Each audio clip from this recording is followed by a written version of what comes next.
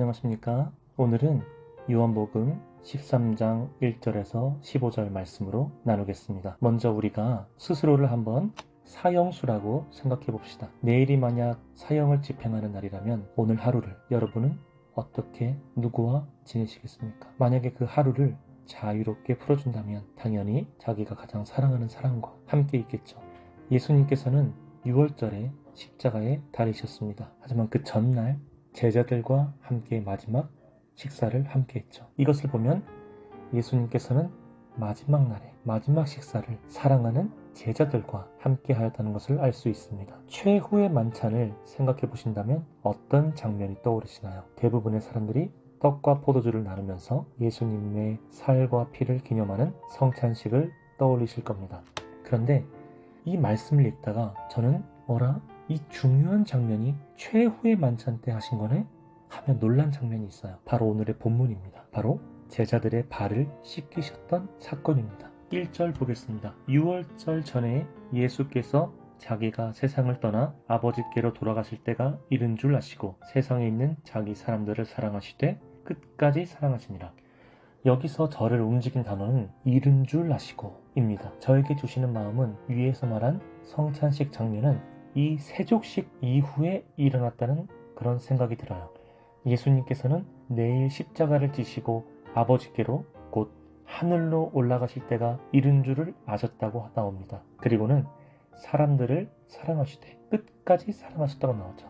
그런데 주목할 곳이 있습니다. 자기 사람들을입니다. 예수님께서는 세상 곧 사탄을 따르는 자들을 사랑하신다고 하지 않으셨습니다. 분명 자기 사람들 곧 예수님을 따르는 자들을 사랑하신다고 하셨죠. 예수님께서는 선한 목자이시죠. 우리는 선한 목자를 따르는 양들입니다.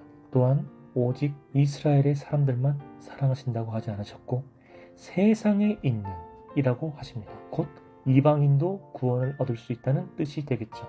예수님께서 십자가에 달려 피 흘리신 이유가 바로 우리 때문이라는 것을 알 수 있습니다. 3절에 저녁 먹는 중 예수는 아버지께서 모든 것을 자기 손에 맡기시는 것과 또 자기가 하나님께로부터 오셨다가 하나님께로 돌아가실 것을 아시고 여기서도 아시고가 나옵니다.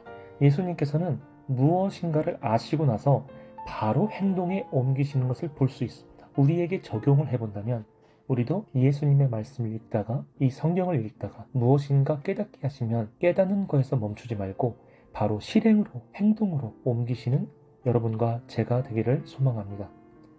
또한 모든 것을 이라고 나오죠. 이 모든 것에 포함되지 않은 게 있나요? 다 포함되는 단어입니다. 아버지 곧 하나님의 모든 것을 예수님께서 위임받으셨죠. 하나님의 능력 곧 하나님 입에서 나오는 말씀 바로 예수님 자신이 아버지의 모든 것입니다.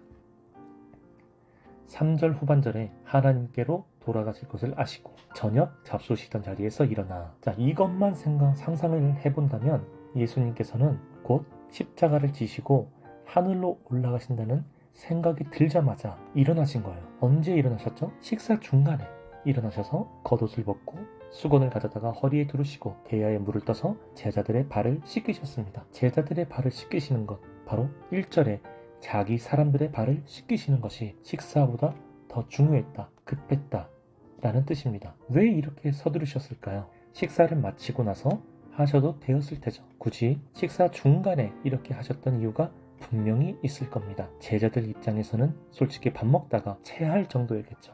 상당히 난처했을 겁니다.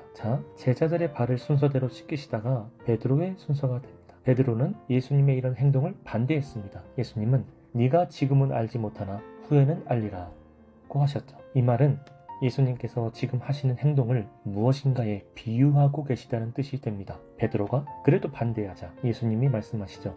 내가 너를 씻어주지 아니하면 네가 나와 상관이 없느니라. 이 비유가 바로 이것입니다. 예수님께서 십자가에 달리심을 통하여 우리 죄가 씻음받고 하나님과 상관이 있어진다는 것. 베드로가 답합니다. 그렇다면 주여 내 발뿐 아니라 손과 머리도 씻어 주옵소서. 이에 예수님께서 답변하십니다. 이미 목욕한 자는 발밖에 씻을 필요가 없느니라. 온몸이 깨끗하니라. 이 구절을 통해 제게 주시는 마음은 예수님을 구주로 영접한 자들은 죄사함을 받아 깨끗함을 받습니다. 하지만 다 깨끗하지 않다는 뜻이죠. 우리는 인생의 대부분을 세상 속에서 살아가죠. 바로 죄로 물들어버린 이 땅에서 살아간다는 뜻입니다. 그렇기 때문에 집에 돌아와서 손과 발을 닦듯이 자기 전에라든지 꼭 회개를 해야 한다는 뜻이죠. 알게 모르게 지은 죄들이 분명히 있을 테니까요. 이렇게 해야 온몸이 깨끗하여져서 아버지가 계신 곳에 갈 수 있습니다. 13절부터 15절에 예수님께서 왜 이런 행동을 하셨을까 의문을 품은 제자들에게 풀어주십니다. 내가 주와 또는 선생이 되어 너희 발을 씻었으니 너희도 서로 발을 씻어주는 것이 옳으니라.